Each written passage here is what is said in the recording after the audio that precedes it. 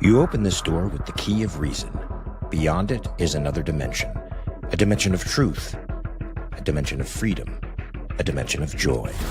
You're moving into the land of both the ideal and the real, of the possible and the actual. You've just crossed over into the Capitalist Corner.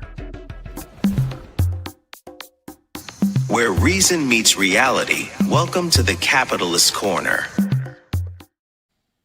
What's up, everybody? It's No Gi Thursday. Welcome to the Capitalist Corner. I am your host, Mark Pellegrino, and also the chairman of the American Capitalist Party, along with my co-host and vice chair, Mr. Michael Liebowitz, who also helms this amazing channel, otherwise known as The Rational Alternative.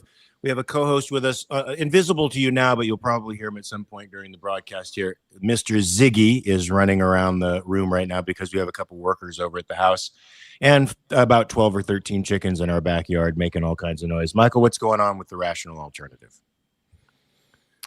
Oh, well, I've still got the episode out with Michael Tracy talking about Jeffrey Epstein. I did this great debate yesterday, maybe not so great. I thought it was good, with Matthew McManus about whether socialism in a socialist society, whether it would be more ethical than a capitalist society.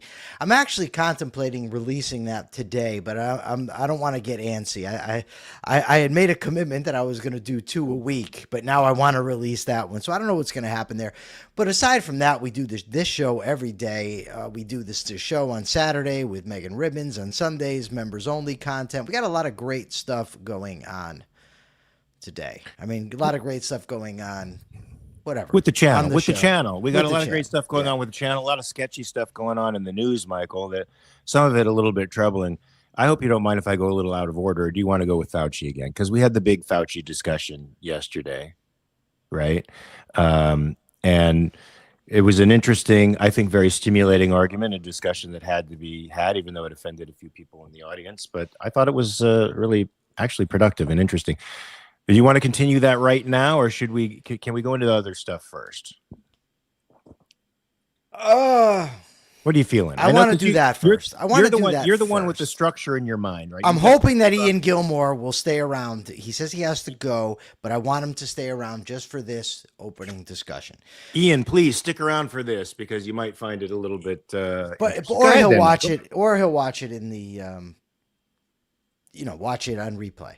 Well, what do you want to say? So it seemed to me, Mark, and you tell me if I'm wrong, that things kind of went awry yesterday with the audience, meaning Ian and another guy, when Jim Valiant made the claim that Fauci lied concerning vaccine effectiveness when he said that if you get the vaccine, you will not contract COVID.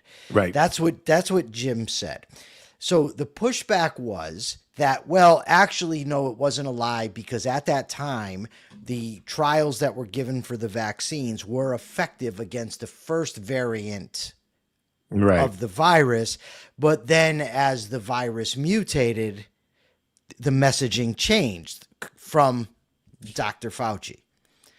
So I did a significant amount of reading on this topic this morning, as you know. Because I sent what I read to you. So I guess it's best, Mark, to kind of go through the actual sequence of events, right?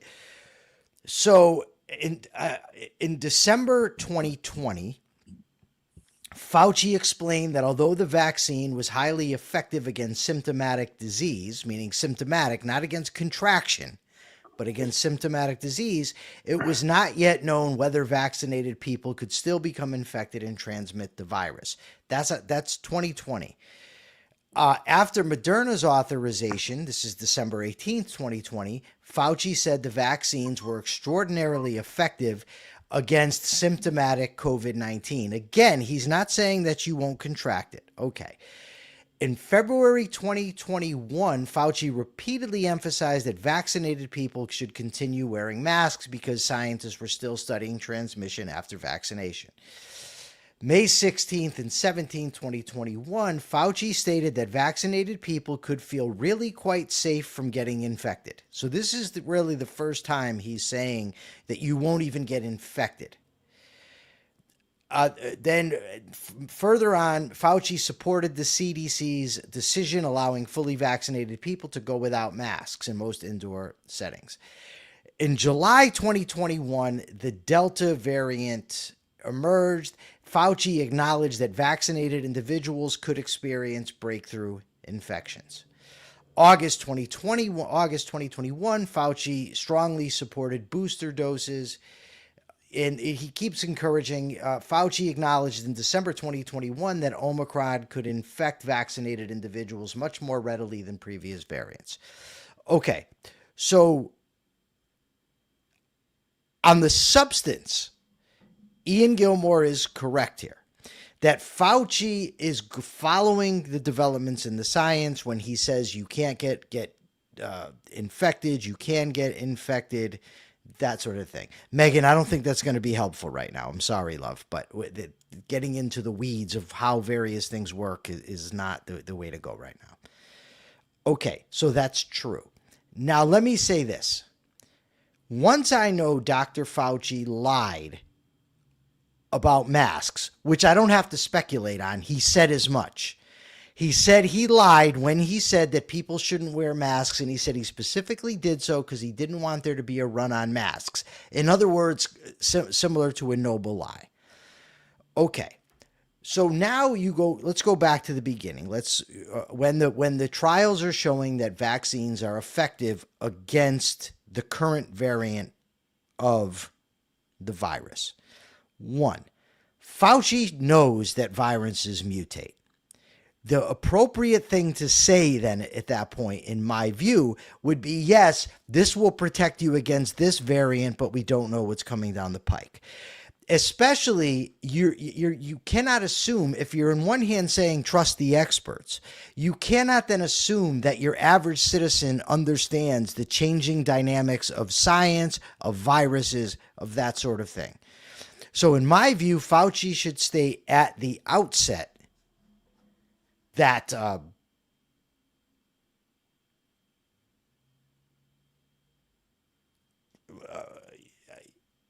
I don't know about that. From the outset, in my view, it is on X, Mark. I don't know why it's not showing for you. Oh, it's showing it's not available. So I've reposted it, but it's not showing any okay, numbers. That happens sometimes, but don't worry about it. Okay. So in my view, he should have said so from the get-go, not expressed such certainty. But it's true that he did, begin altering and said different things. However, and this to me is vital to this discussion, Joe Biden, whom Fauci worked for until December 2022. So Joe Biden, as late as this, let's see here if I can. 3.5 months before Biden gives a talk saying that you're going to be protected if you get the vaccine, you will not contract the disease, CDC spokesperson issued a formal walkback. She spoke during the interview, the evidence isn't clear whether they can spread the virus to others. On June 22nd, 2021, White House Press Secretary Jen Psaki clarified, which means she acknowledged he lied, but they say clarified, yes, there are cases of individuals who are vaccinated who do get COVID. Now, here's the thing, and this is, for me, very, very important in relation to this. Did Anthony Fauci, the face of the pandemic science, the guy who'd been out there talking, the guy who touted vaccines, the guy who, yes, indeed, did recommend vaccine mandates in some instances, did he, as the public face of the COVID regime, come out and say Joe Biden is wrong? Yes, you can get infected if you're vaccinated, and the answer is no. He did not. So let's put all of this together now. Now, Ian got upset yesterday. He said there wasn't pushback when Jim made this claim. I cannot push back on every single thing that somebody ever says if I don't know the facts. The thing to do at that moment is to bring forth the argument, and I think that smart people can disagree about the particulars. But if we're going to be truthful, I think it's unequivocal that Fauci did not do the best that should have been done at that time, and he was not forthcoming when he should have been. That's what I'm comfortable saying. Okay, you go ahead, Mark. I agree with you. I think that's what the evidence seems to suggest, that he fell in line with the administration as opposed to actually fulfilling his obligation as the face of this pandemic and the primary source of information for the American people. It was his responsibility to step up and contradict the administration if the science didn't agree with what the administration's narrative was, and he did not do that. So he's complicit, Michael, in this. There is such a thing as lying by omission, right? I mean, if you know something is so and you don't say it and you go along with the narrative, you're engaged in that narrative. You may not be an active participant in it, but you're allowing it to happen, and so that makes him responsible. That makes him responsible. I didn't even get into all the other stuff about whether it's too much, and I think I feel kind of like we spent too much time on this already.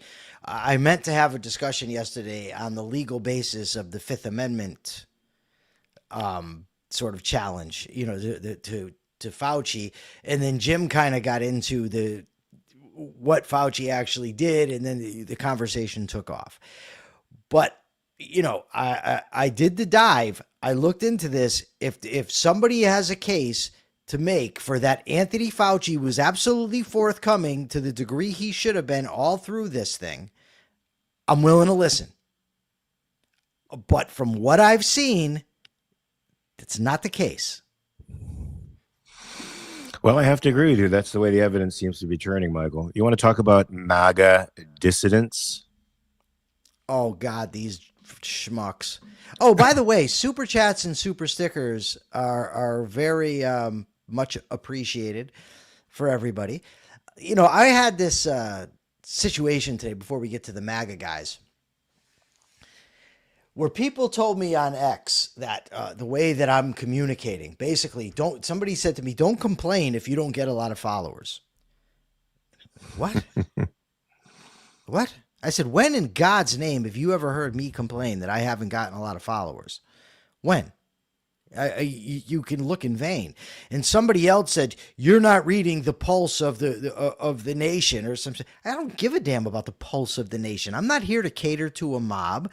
I'm not here to salve anybody's ego. I talk how I talk.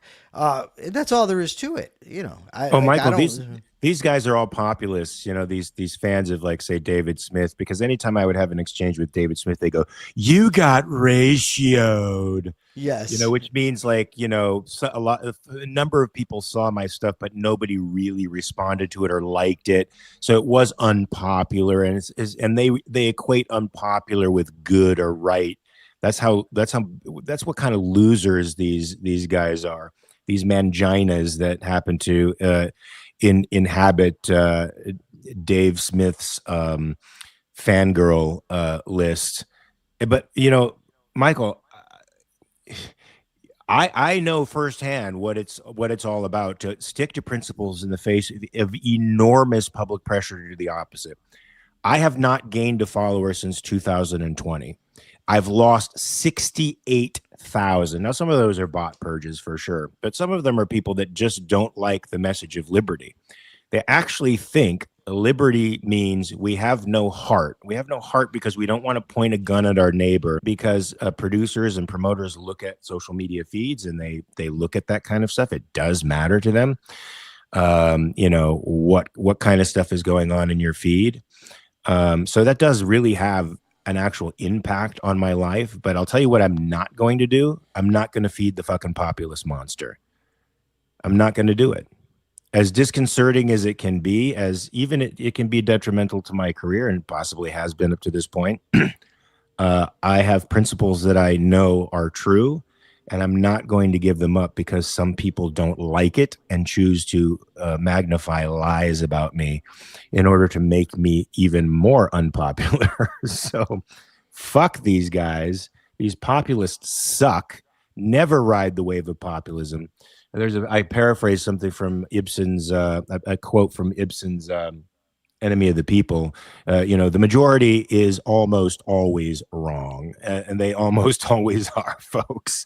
It's the single guy who holds the truth and stands up against the mob who's the righteous one. I'll stick to that. I'll stick to it. All right, so we've got these guys, Michael, who have broken ranks with President Trump, Tucker Carlson being one of them, formerly a sort of libertarian leading commentator on Fox, who had half a brain or maybe a quarter of a brain in the beginning of it, after he took over for Bill O'Reilly. And then he just lost it entirely. He started losing it, long before he actually got taken off the air. But he's completely lost it now. And he's been, positing to the people out there that he might, he might like to make a third party, and he might make a run for the office of the presidency. And he posted something, Michael, on 10-point manifesto amid this third party speculation. Can I read some of these, or do you want to talk about it first? No, we can, but I just want to say who was at this meeting. So you have Tucker Carlson, Thomas Massie, Joe Kent, and Marjorie Taylor Greene. Okay. So Tucker Carlson has, let me just find here. It says he was physically attacked by a demon in his sleep that left claw marks on his body. He believes UFOs are real and are likely demonic interdimensional entities rather than extraterrestrial spacecraft. My God. He suggested doing DNA tests on Israeli citizens to determine who's really descendants from Abraham. Oh, my God. I didn't know that they had Abraham's DNA, but okay. And he's reported on cattle mutilations as a possible sign of extraterrestrial activity. Then you have Marjorie Taylor Greene, who has touted the idea of Jewish space lasers and that the Rothschild banking family may have caused California wildfires. She suggested school shooters might be under demonic possession, questioned whether mass shooters are told to write manifestos by some unnamed who. She's promoted 9/11 truther material. She, of course, was part of QAnon earlier in her career. Joe Kent claimed in his resignation letter from the National Counterterrorism Center that Israeli officials and U.S. media colluded to trick Trump into the Iran war. He's nodded toward conspiracy theory, suggesting Israeli government involvement in the killing of Charlie Kirk, and he's drawn scrutiny. And then we have, of course, Thomas Massie, who is like the normal one out of there. So when you look into their positions,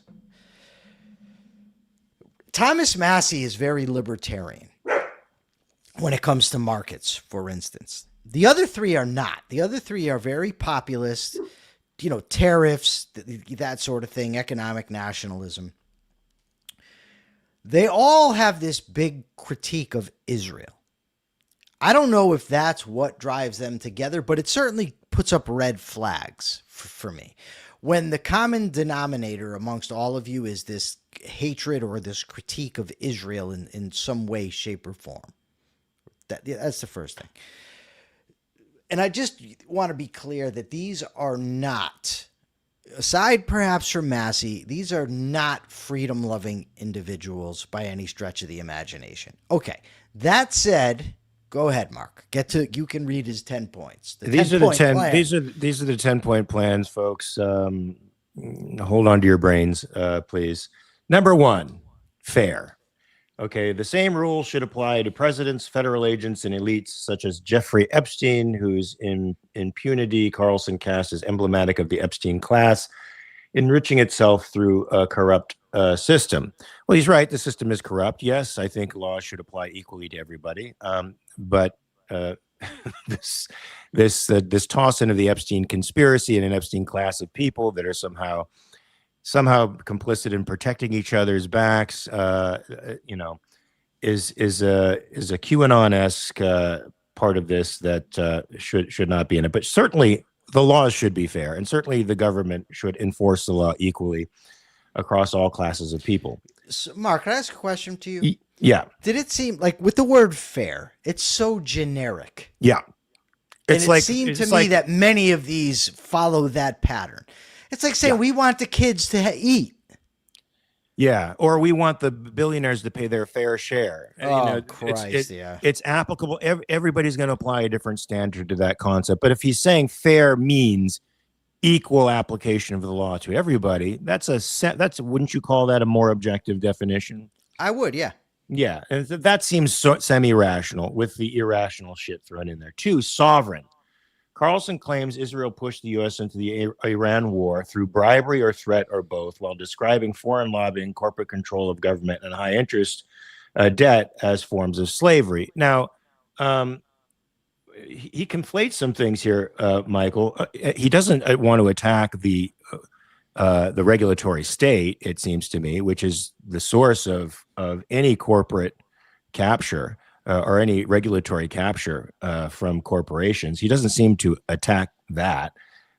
He just claims that now corporations are running the government, as opposed to, well, the guys with the guns have the power. They've created a regulatory state. And of course, the people are going, the owners of corporations are going to appeal to them to get favors. That's the way the regulatory state works. That's how they maintain control. But to claim that Israel pushed the U.S. into a war with Iran through lobbying, I mean, Michael, they're like 10th or 15th on the list of foreign lobbyists in the amount of money that they give to the United States for their own interests. Do I think lobbying is good? No, but we have a regulatory state that interferes in every aspect of corporate life and in other states' lives. And so everybody's trying to influence the people with the guns. That's the way a regulatory state works. Of course, if you want real sovereignty, if sovereignty shouldn't just mean we cut ourselves off from foreign states, that's not what a capitalist society would do. We would certainly be sovereign, but we would have open trade with them. Their money just wouldn't influence politics or economics. That's all. And unfortunately, so he doesn't get to the base issue here with respect to the appearance that the government is in the pay of foreign actors. What do you think about that? Well, I think the claim that Israel made us go to this war, somehow tricked us to go to this war, is silliness. Trump's been saying for quite some time he thought that Iran should be handled. I mean, he's also said the opposite, but that's Trump, right? So the idea that Israel is secretly pulling all of our strings, I just don't buy it at all, right? I think it's the trope, it's the common thing against Jews. They're controlling, they're the secret, they're the kingmakers, whatever.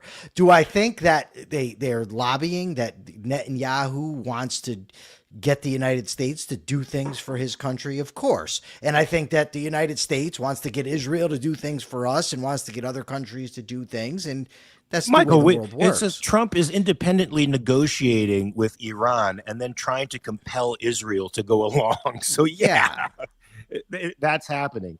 Number 3, Michael, here's another one. Productive. Okay, but here's his definition of productive, Michael. He doesn't think that we should take trade barriers off between us and other countries. He doesn't think that we should take out the regulatory state so that people are free to produce. He thinks America should rebuild farming. So once again, his own priorities are to have big farming and manufacturing and craftsmanship, while rejecting an economy dominated by finance, real estate speculation, surveillance system, and weapons. In other words, tech is what he's probably against. So somehow tilt the economy in favor of his preferences, and that will somehow make us productive, Michael, irrespective of what production actually means. What do you think of this nonsense? I mean, this is ridiculousness on crack. Because anybody would say, yeah, we should be productive. But his how? Listen to how he wants to do that. In farming? He has a view of how things should be. I mean, he gets into how the architecture in America is deliberately ugly. That's coming up. That's the next one, Michael. I mean, it's all, he has views, he has beliefs, and he wants things to be a certain way, right? That's the bottom line. Yeah, remember, libertarians, had the reputation of wanting to get the government out of the individual's life. And making it less likely that a politician is going to is going to impose his values and set of aesthetic standards on you, the American citizen, because that's not their job. But this guy does. He wants a agrarian society. He wants a manufacturing society, and damn it, he's going to cut tech out. He's going to do everything in his power to tilt the scales in favor of those industries over the ones that are actually dominant here. He also has a beauty standard. So number 4 is beautiful. Carlson suggests that urban planners deliberately uglified American cities and portrayed brutalist architecture, graffiti, public drug use, and violent crime as deliberate attacks on the public. So he wants to do what Trump does, I guess, is reinvent the classical facade of buildings and make everything pretty. So we'd have to go through Tucker Carlson to get permits when we want to build a building. It has to meet his aesthetic standards, Michael. Goodbye, inviolable right of property, which I thought libertarians and even neocons and conservatives, I thought they all embraced private property rights. Apparently not Tucker Carlson. If you don't match his aesthetics, he's going to compel you to practice his aesthetics. Build the house the way he wants it. Build your building the way he wants it. Whatever he finds beautiful. And then maybe he can come and do that laugh of his. I can't do it. I wish I could. Can you do his laugh? It's insane. It's insane. It's literally insane. That was awesome, Mark. You knocked it out of the park. Michael, for number 5, he wants Americans to be healthy. Now, as a capitalist, as a lover of liberty, I thought your health was your responsibility. I thought what you put in your body was your responsibility. You either treat your body like a temple, which is rational. You know, you treat it well because you know it's the only one you got. It's the only building you're gonna be housed in for 80 some odd years. You better do it right by it, otherwise it's going to rebel against you later in life. But he wants to impose his standards on us. And he's on the side of RFK, who also wants to impose his standards of health on us. He has his food agenda called for universal sobriety. Oh, maybe we're going to see a reinvigoration of prohibition, man. So maybe prohibition will come back with these guys. He said widespread use of drugs, such as Xanax. Listen to Xanax, Adderall, and SSRIs, Michael, have left the population of America addled. So I guess he's going to ban those things. Many of which people are dependent upon, not because they're drug addicts, but because they help them. Yes. I guess the whole world, it's like walking around in, what the hell, the Brave New World. What'd they take? Soma? Soma. Everybody's just content to, be the epsilons. They're content with servitude, because of the SSRIs and the Xanax that everybody's on. Michael, this is unbelievably disturbing. And yet he put this out there with a straight face, apparently, after he laughed hysterically. Number 6, honest. Government officials should be punished for lying to citizens. And most classified records, including the JFK assassination, 9/11, should be opened. With a nod to the conspiracy theorists out there, Michael, they're convinced that lifting the classified designation on these documents will show that the Jews were behind everything, probably. Yeah. I want you to do this for me. I want you to say, should they open these files? And then laugh. Or should they open these files? Of course they should. I don't think so. I'm actually making Ziggy crazy right now. Optimistic, Michael. This is number 7. This is a political platform, guys. This isn't just like a self-help thing. This isn't just Tucker Carlson's view of the way human beings should be, and he's giving you advice. This is what he thinks should be in a political platform. In other words, he wants you to adopt these values, and if you don't, they're going to put a gun to your head and make you. So number 7, optimistic. Carlson argues that having children, oh my God, I forgot about this, Michael. Having children is a biological imperative. Yeah. And the foundation of long-term thinking, while blaming aging and childless elites for policies that disregard future generations. So now, Michael, we're going to have a child mandate. Yes, we're going to do the opposite of the Chinese. The Chinese said you can only have one child. Tucker's going to mandate you have the amount that he thinks is the appropriate amount, because we must think about the future. And the only thing that makes you think about the future, Michael, is having children. Yes. It's not possible to be single and actually think about the future. It's only possible if you have children. So, and if you don't have children, what are they going to do, Michael? Now, I know in China, what did they have, a 2-child minimum maximum or a 1-child maximum? If you had beyond that, they forced you to abort the child. So, but since they can't do that in this case, are they going to herd all the single people into camps, Michael, and keep us in there? Are they going to, what are they going to do? Keep us in there? Are they going to vilify us? Are they going to take our privileges away? Can we not drive? Yeah. Did you ever see that Twilight Zone where that guy was like, I want all evil people to be 3 feet tall. If they're 3 feet tall, they will be completely incapacitated. And then, of course, he shrinks to 3 feet tall and he discovers he's evil. But is that what he's going to do? Like, he's going to make us all 3 feet tall so we can't live in the world? I mean, that is just the most ridiculous. That is Handmaiden's Tale scary. People should be frightened of this guy.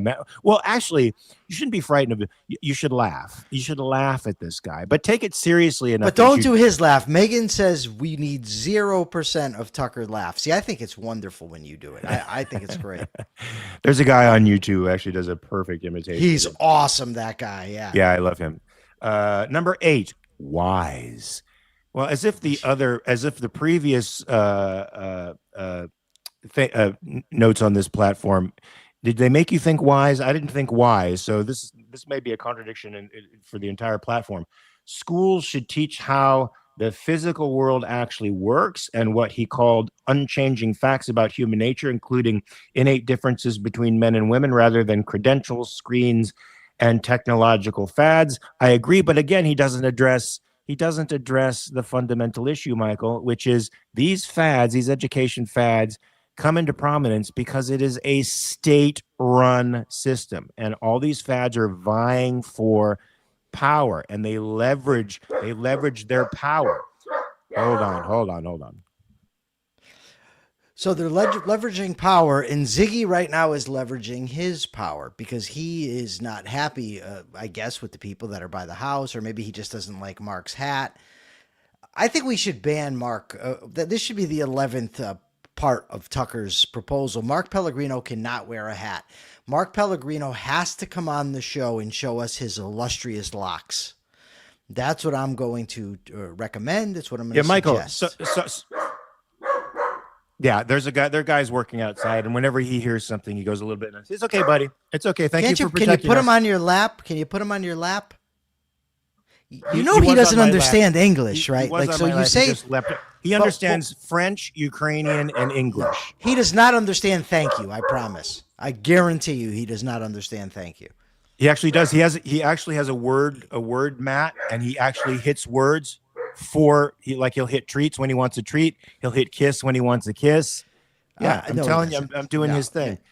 So Michael, so the real solution to this is privatizing education, so that these massive pseudo intellectual organizations can't capture any institution, and you have choice. Once you have choice, Michael, I think those crazy fads would go the way of the fucking dodo. All right, so number 9, decent. America should apologize and pay restitution for killing non-combatants. Reverse Trump's Department of War rebrand and stop funding allies that commit what Carlson calls genocide, citing Israel. Yes. Stop funding. First of all, I'm all for stop funding everybody. That's the first thing. But yeah, you're going to pay because non-combatants died. That's ludicrous. Non-combatants are always going to die if there's a war. But notice that he has nothing in there. It's not about who started the war. It doesn't matter who's wrong, who's right in the war. It doesn't matter what's at risk, how much of a threat. Only thing that matters to him is if an innocent person dies.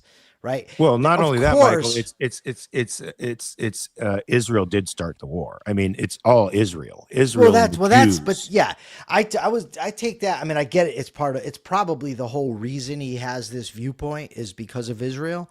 Mm-hmm. But even if you would just remove Israel and focus on the principle here, right? If there's going to be times when non-combatants die, it's unfortunate. It sucks. But if you are shooting at me, hiding behind non-combatants, I'm mowing them down. Absolutely. Every time. And Michael, I noticed that he's not really getting on Putin's case, who's been responsible for about 1.6 million casualties. He's not asking for that guy to pay reparations to the Ukrainian people every time he sends. Michael, I was going to go to Ukraine, and then they sent 700 drones into Kiev, and they didn't send them to hit refineries or military positions. They tried to hit apartment complexes and nurseries and hospitals. Where's Tucker Carlson about Putin? Well, he's not a Jew, so it must be okay. What? The last one, Michael, this is the last one. United. Okay. Carlson calls for halting immigration until the effects of AI become clearer. What? Ending benefits for undocumented immigrants and making English the sole language of federal documents and ballots. Make it make sense, Michael. Make it make sense. So he does have that aspect of MAGA that loves to scapegoat immigrants as the cause of every freaking Jews and immigrants as the cause of every problem that's ever befallen the United States of America or the world. And Michael, these stupid ass politicians and Tucker Carlson want to put their dumbass fingers on AI and regulate this amazing technology. No, thank you. Stay the fuck away from it. Let us deal with the consequences of AI. We are freaking adults. We can handle it. And the ones who aren't adults have adults minding their interests for them. Michael, I'm so tired of this infantilization of people by collectivist pricks like this who try to impose their will on us and take away our moral agency. I don't need this bullshit, Tucker Carlson. You don't. No, you do not. And I'm going to use my moral agency to tell the audience, if you were joining us from X, this is the Capitalist Corner show. It's a YouTube show. We are on every day, noon Eastern time during the week anyways. But we are on the Rational Alternative YouTube station. Please go sign up, subscribe, help us get to 1,000. My goal was to get to 1,000 by my birthday. We missed that, but we are at 950. 950? So we're 50 subscribers away. Yes, 50. All right. Help us get there. All right, so it seems, Michael, that, the MAGA movement, I could be wrong about this. Somebody can correct me in the chat if you think I'm wrong. It seems like the MAGA movement is bringing out, is forcing the Democrats into a more consistent moral position, which has now thrust the Democratic Socialists of America into the forefront of the Democratic Party as more or less the most consistent moral leaders within the party.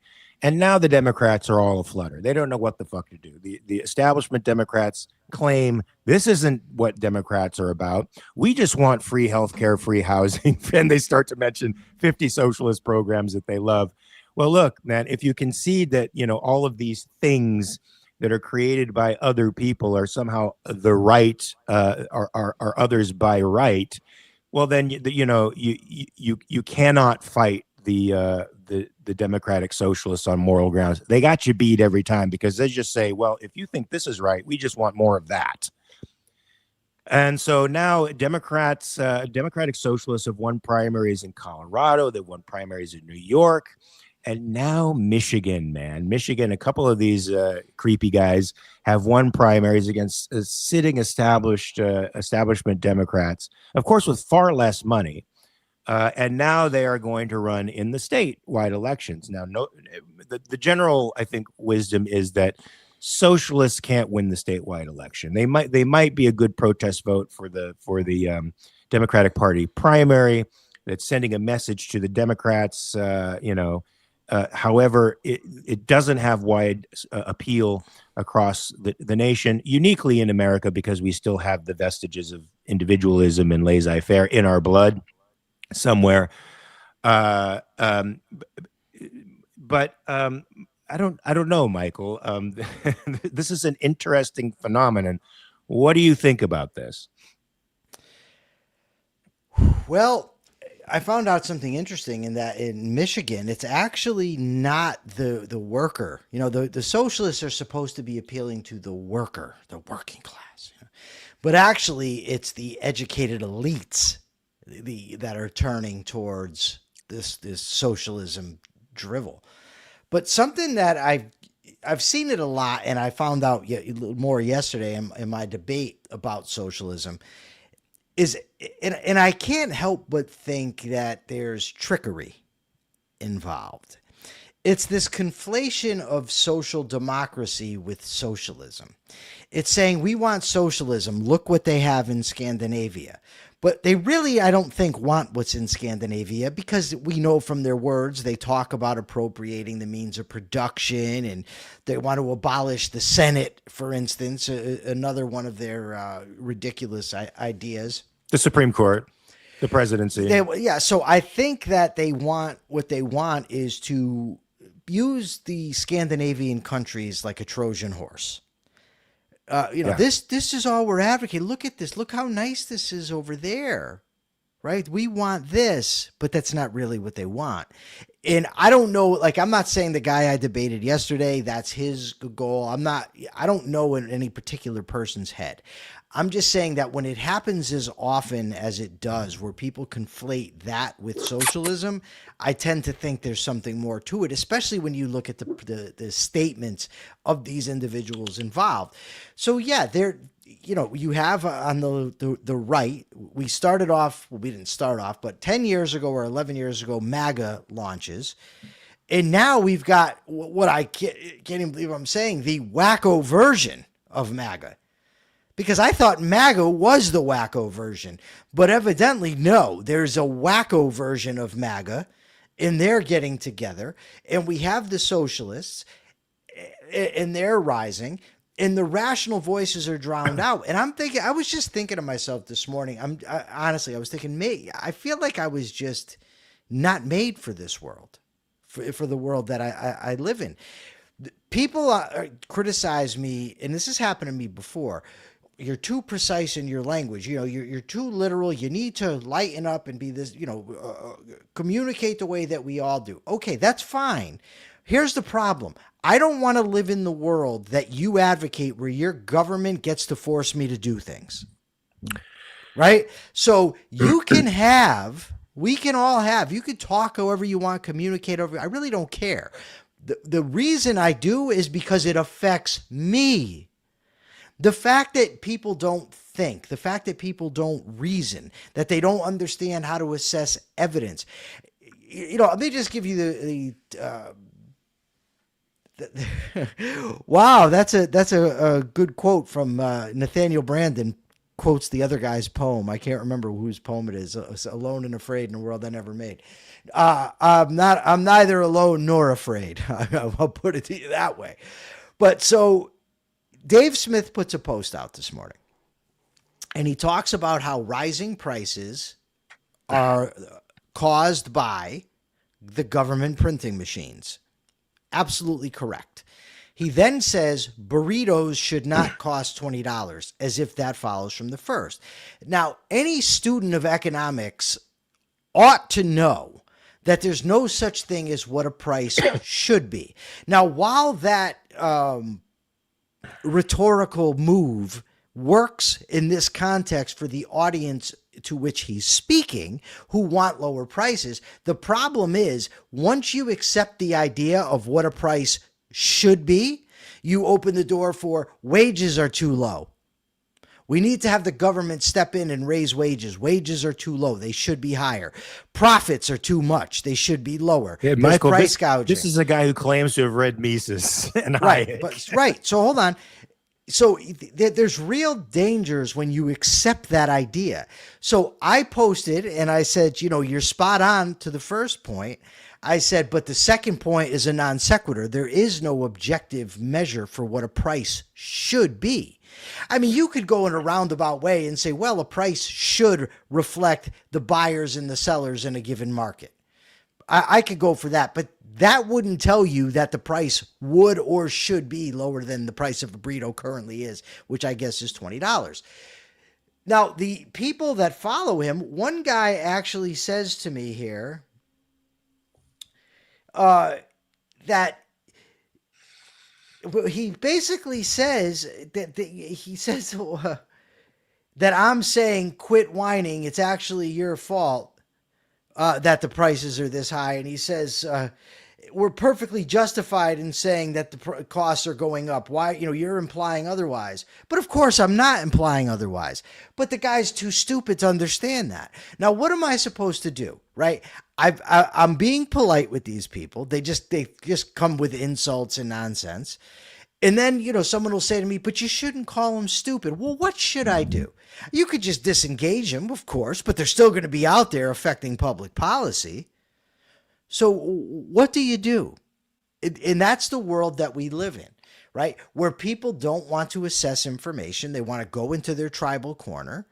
They love the Dave Smiths of this world who throw out claptrap one-line bullshit to get them along.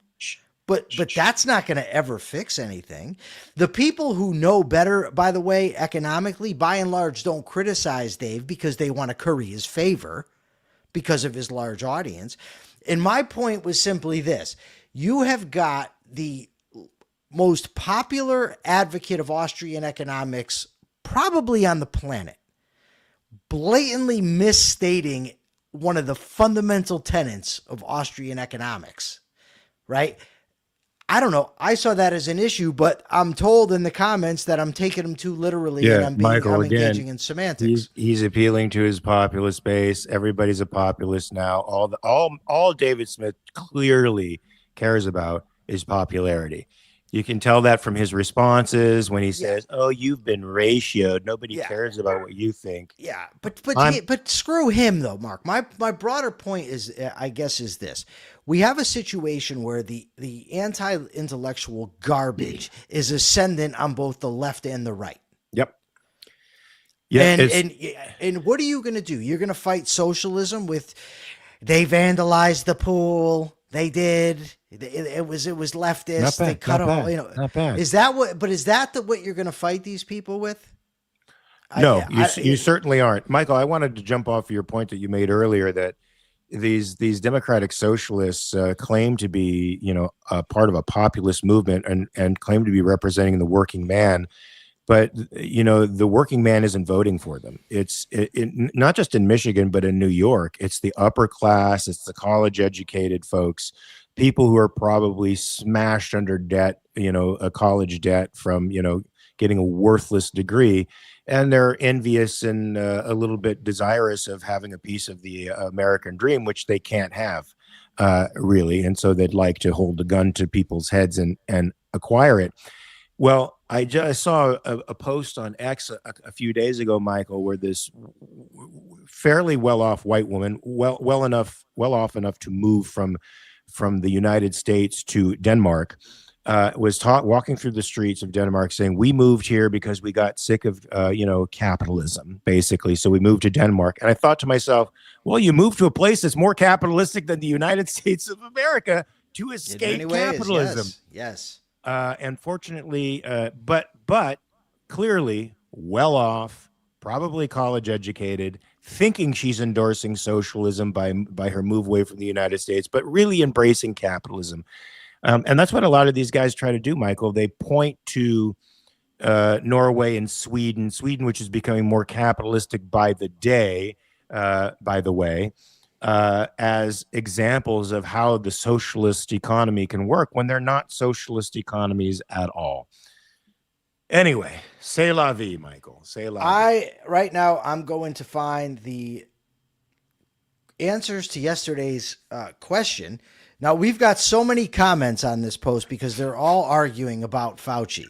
So I'm going to have to sift through this to get about the media. Greg Doherty seeks information on interesting topics. Opinions can be fun, but optional. Akira Felix, he says he does not want an echo chamber. He says he doesn't even think it would be possible to find somebody that agreed with him on everything. Thomas Hagg says he constantly looks for media that would run factually and well argued against. They're supplementing what I already had. And Nicole Hingle says, I'm not looking for an echo chamber. and then it goes off the rails, and it's all from here on out about Fauci.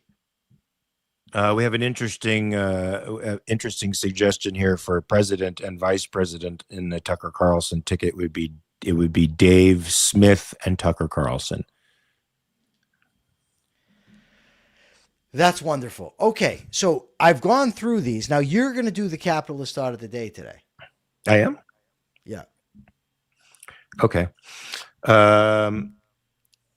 So, folks, we're seeing a wait. I've got a question for you first. Oh, go ahead. Just slow your roll a little bit. My roll is there an American Capitalist Party convention? Thank you very much for reminding me. Yes, the American Capitalist Party will be having its national convention in September 19th and 20th in Pittsburgh, PA. So come out and please join us. We'll be talking about policies. We'll be talking the bylaws. We'll be voting on these things and sending these things to state legislatures and to the federal government to change the conversation. We have people now. Our secretary and treasurer live in Alabama, and they are making waves there in the political community in Alabama. And we would like to, of course, start extending chapters to other states right now. But of course, that takes a great deal of work on the part of the people who want to start these parties. It's a lot of work, but Ariana Sneath knows how to do this stuff. But please come and join us for our national convention. You'll have a great time. We'll be speaking there. Michael and I will be speaking there. Carlos will be speaking there. Mr. Sharp will be speaking there. Jonathan Honig will be speaking there. It'll be a nice vacation in the Steel City, folks. I Like Numbers wants to know if it's going to be live streamed. That I don't know. I don't think we were planning on doing that. The revolution will not be televised. And I think Scott Schiff should go to the American Capitalist Party convention. He should come on out, man. You should go, Scott. And look, all of our meetings, except for our work sessions, but our national party meetings are public. They're on X, so you can always come in and listen to what we're having to say. We believe in total transparency, unlike the establishment politicians. We want you to know what's going on. We don't make backdoor deals. We don't sit in smoky rooms, compromising our values. We say it like it is. And we think the American people would like something like that.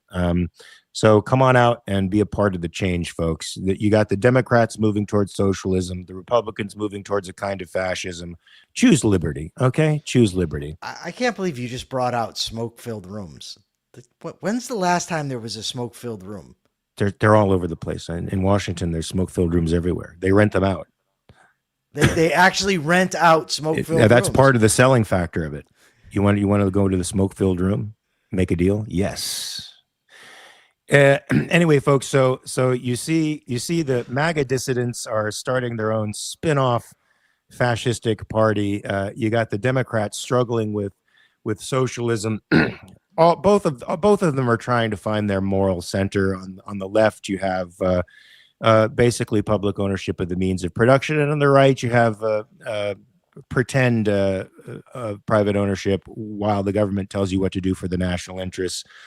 Not fun either way. You certainly don't have command over your own life with either party in office. So capitalism is another way, folks. It's the way of personal liberty, individual sovereignty, and inviolable property rights. We think that society runs better, innovates more, and leads to prosperity, not because we say so, but you can look at any hockey stick graph of GDP from 10,000 BC to the present, and you see that precipitous incline of human well-being starting right when the Industrial Revolution starts, right when capitalism starts to cement itself as an ideal economic system in the world. It's no mistake. It's just the way it works. When minds and bodies are free to act in their interests, they do that, and we all benefit as a result. We benefit from quicker minds than ours. We benefit from people who are smarter than us, because capitalism is also about free association and the trader principle. where people create values and exchange values with each other for mutual benefit. That seems like a beautiful world to me. I think the closer we can get to approximating it, the better our world gets. Michael, you have a question? I do have a question. I just don't know what it is yet. So let me think what I want. I'm telling you, I don't think this X is magnifying the show today. Dude, I'm looking at the amount of viewers right now that we have on X. It's magnifying. Yeah, you just make stuff up. Well, I don't just make things up. I'm looking at it myself, and I'm not pleased. I don't know what is it you're not pleased with. Oh, there we go. Now I'm finally. Now it came up. Okay, good. Okay, wonderful. Mark is having problems with technology. Big surprise. Mark needs to get himself a webcam before. Greg, I have to say what Greg says before you launch into your question, which you're still trying to come up with. Thomas Sowell, socialism in general has a record of failure so blatant that only an intellectual could ignore or evade it. I love that quote. Thank you. Go ahead, Michael. Give us the question, for Christ's sakes. Okay. Megan Ribbons wants to know, she's asking the question, who is excited to hear our discussion this weekend concerning Copernicus and Galileo?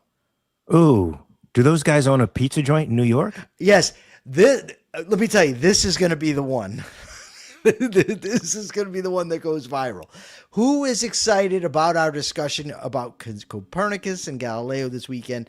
Please go to YouTube and answer the question, even if it's just to say, I'm not excited. And I bet you nobody answers that question on YouTube, but please try to do it, folks. And why are you, wait, whoa. Why? What do you mean you bet nobody answers it? I mean, if they didn't answer some of my questions, no, your questions are not fantastic. This is a good question. Please answer it. Look at this guy. Can't even control a puppy. Mark, take us out. All right.